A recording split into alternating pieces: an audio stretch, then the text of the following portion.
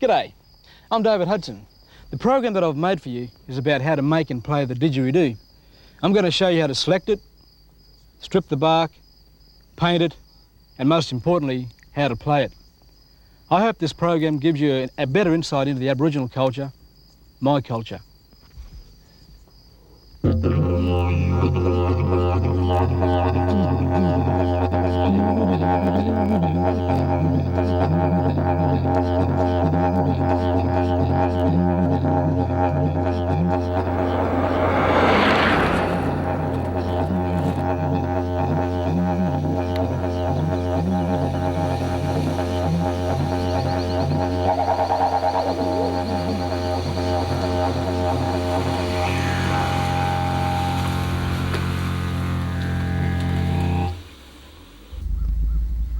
Well, here we are up in Quincan country. This is up in Cape York, and this is where my grandmother comes from. So I feel much a part of this land. The reason why we're here is to find didgeridoos, and the didgeridoos from this region, the timbers are made from yellow stringy bark, messmate, boxwoods. And today I think we'll find a good few.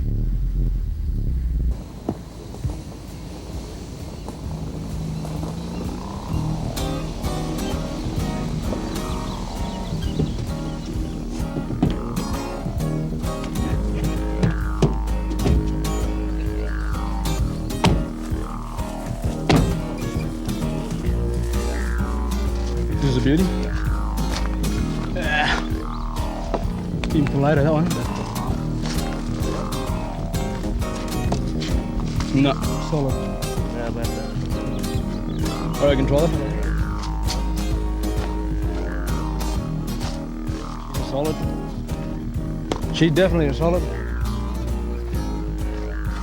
She's a solid. But I reckon she's a beauty, this one.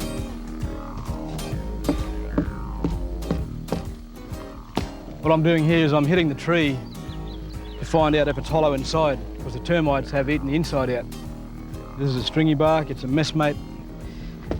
So hopefully the termites have eaten the inside out. So I'll give it a whack on the bottom here and you'll see.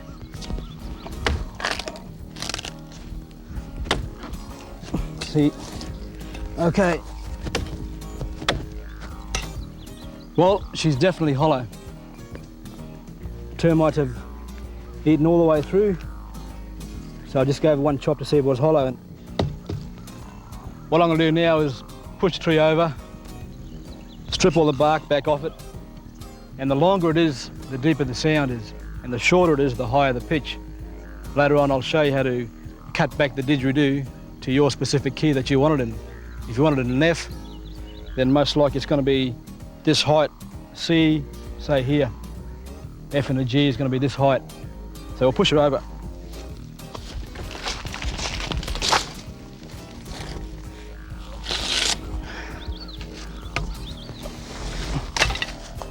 She's a beaut, eh, John?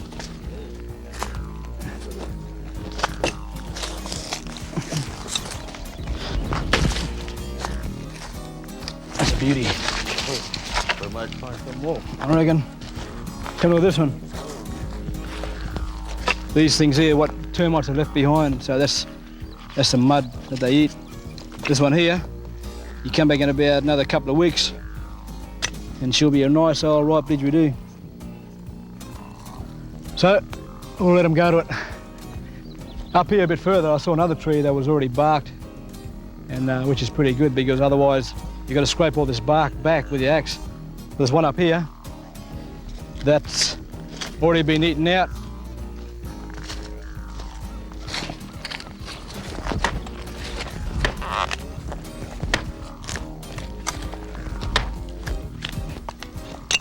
This one's full of clay.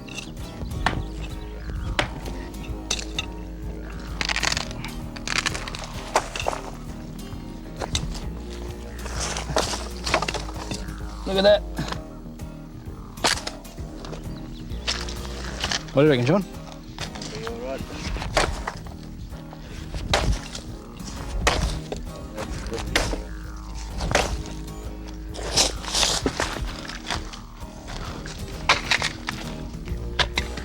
See, look at this one.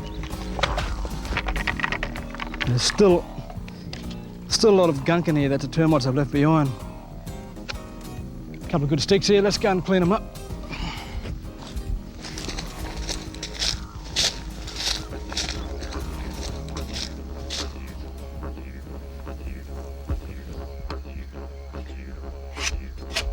I'm stripping the bark, that's the hard part. The easy part was finding the didgeridoo. So what we're going to do now is just strip the bark back with a pretty modern machete and get rid of all this till you come back to this yellow bark here.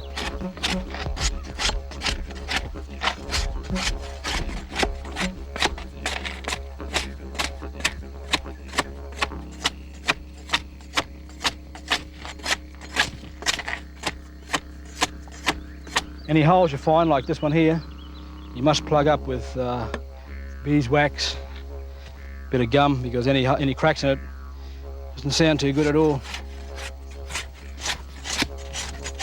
Get your didgeridoo when she's nice and green too.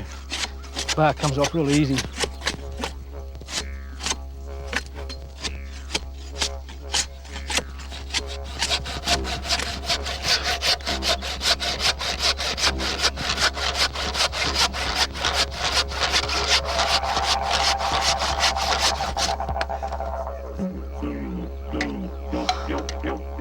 Voila!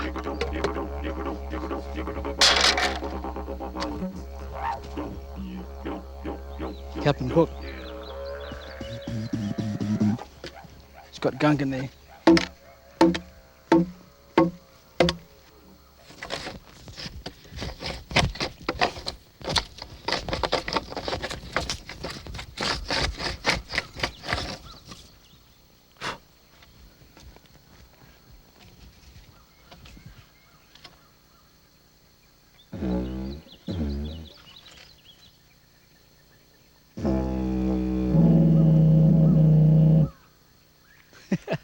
Cheers, good one.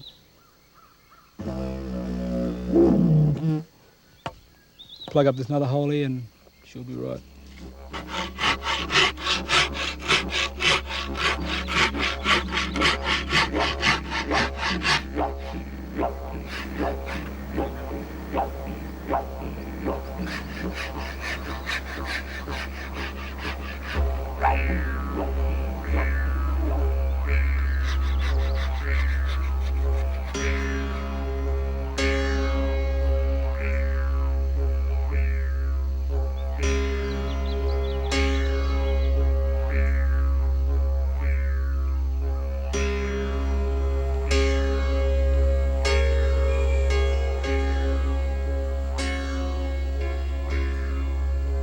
Now, I've plugged those holes up with this bushwax. We call it sugar bag. Tiny little black stingless bees you find in the hollow of trees or under the rocks. What you do is you plug the holes up, and on the very top where you play the didgeridoo, if the hole's too rough and the hole's too big for your mouth, and you roll this wax and you apply it to the top and you make a mould for it.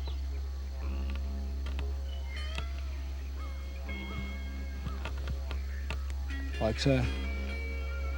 If the hole's too big, then you make it smaller to suit your mouth.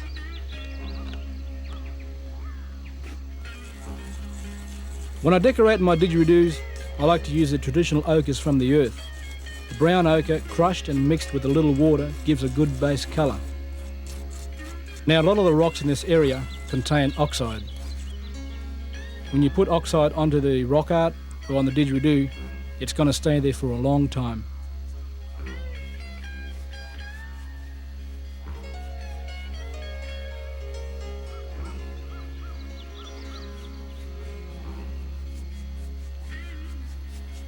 You can make your didge as individual as you are.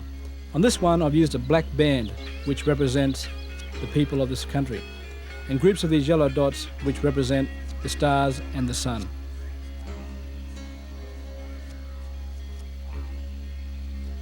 To really individualize, your handprint is the way to go. This is, of course, a very traditional type of decoration. As this is Quincan country of Cape York, I've decided to use tamara on this didgeridoo. which is the name of the good Quincan spirit. Traditionally, the Quincans from this area are Tamara and Imjim. Imjim is the mischievous short fella that plays tricks on you, and Tamara is the guardian.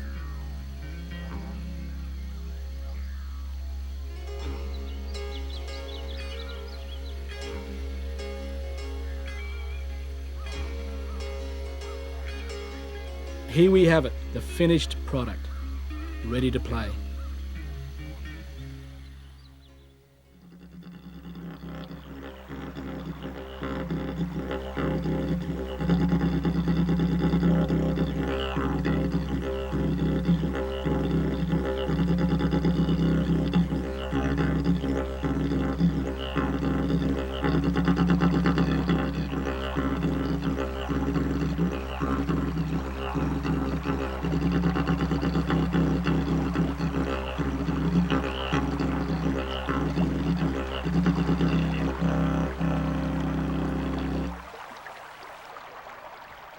Well, here we have the finished product.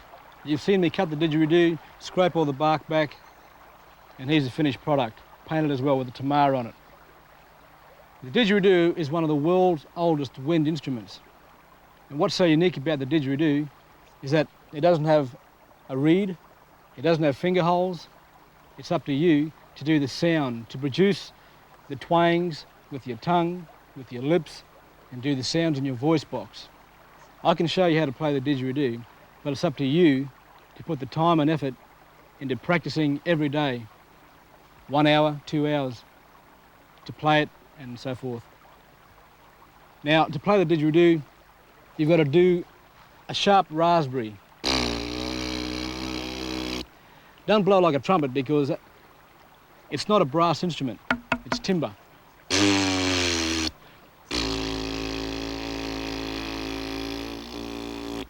This is what it sounds like.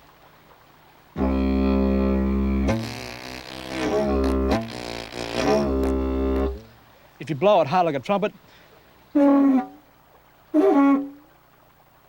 sounds pretty terrible. Blow softly. Try and do some twangs also with your tongue.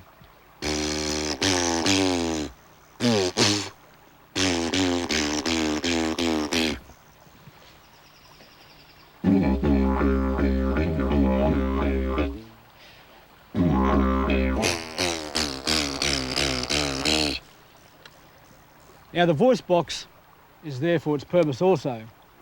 You do sounds like the dingoes, kookaburras, mopokes, emus, and you can do sounds that are produced through the didgeridoo, and the sound synthesised. Now the sound is also inside, you have all the little cracks and holes that the termites have left behind. That's what also synthesised the sound. Doesn't sound very good at this end, but at that end it sounds very good. So, for example, the dingo, that's a wild dog. They don't bark, they howl. You've got to do the sound in your voice box.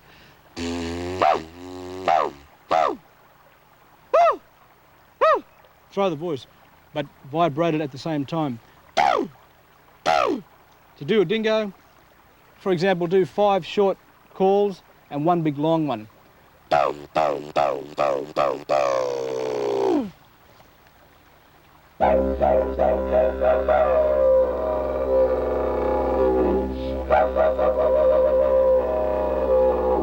Dingo.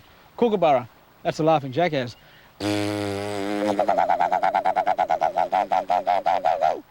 Bit faster, takes practice.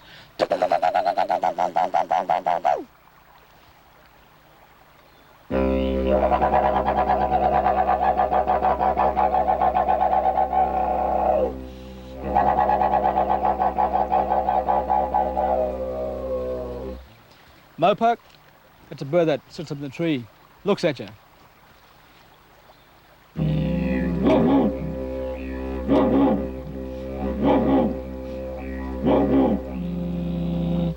Brolga, that's a large crane.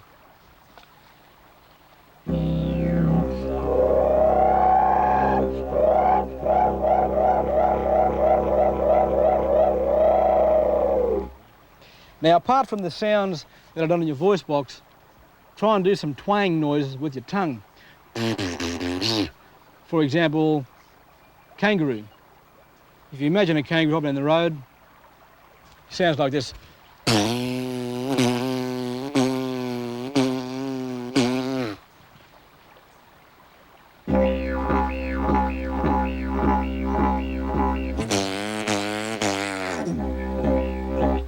That's a big fella. Imagine a little Joey trying to keep up with him. Some little things that you can experiment with. Now, apart from the sounds, we now get on to the next step, such as recycle breathing. That's the hard part.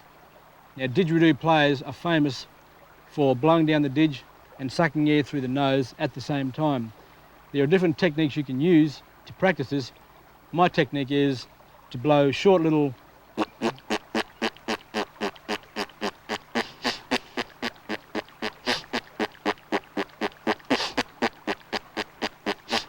so I'm blowing short little bursts and sucking when I'm blowing out.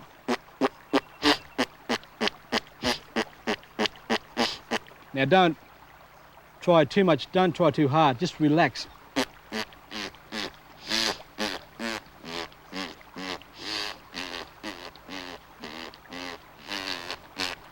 Once you've mastered that, do it a bit longer.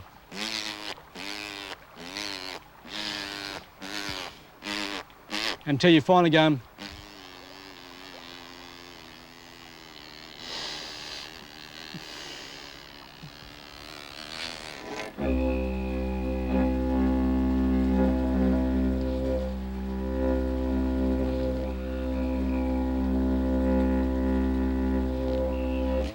I'm storing air in my cheeks, but I'm also taking air down to my lungs. And later on, when you do fast and slow rhythms, you're using your diaphragm as well to keep the rhythm pumping. So keep practicing. Blow and breathe air through your nose and back out the nose. Okay? It's hard, but practice makes comes perfect.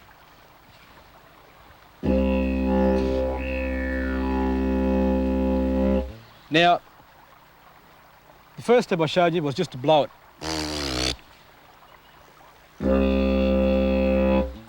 Try now with the grunt sound as you blow it.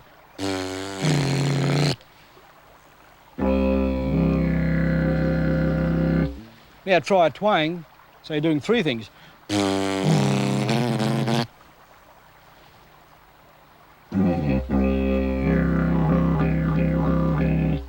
Now when you recycle breathe, you're doing four things.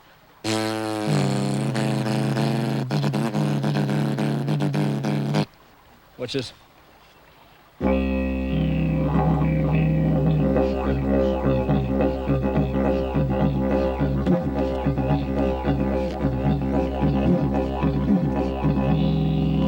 Now the rhythm I'm doing there is probably a little bit too advanced. Just come back to something that's nice and slow and simple.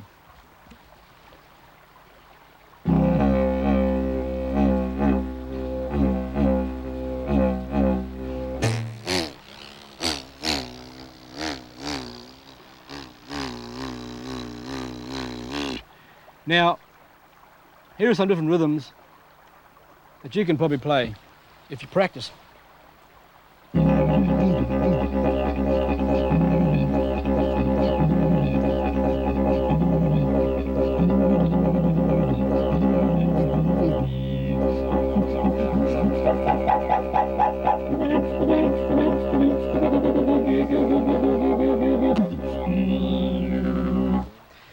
You probably noticed that at some stage when I was blowing it, I was doing a little those to me are little cue calls. If I'm doing a show and I'm playing the didgeridoo, when the dancers are dancing, I do a little boop. That cues them to go on to the next step, go on to the next dance. Listen.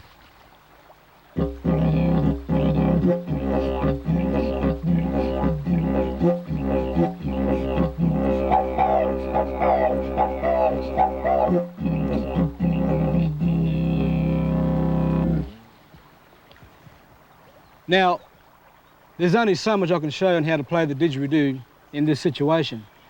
But if you practice your breathing, practice your blowing, maybe one day We can play some didgeridoo together.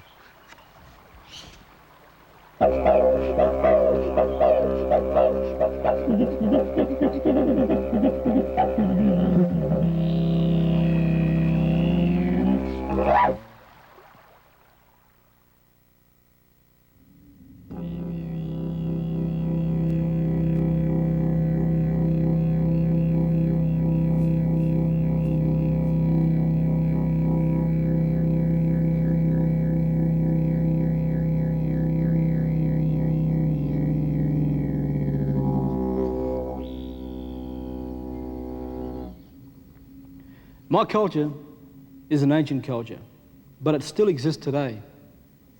The didgeridoo is only a small part of that. It's played in music, art, dance, but to me the didgeridoo is a very spiritual instrument. And I can't think of a better place to play it than amongst friends.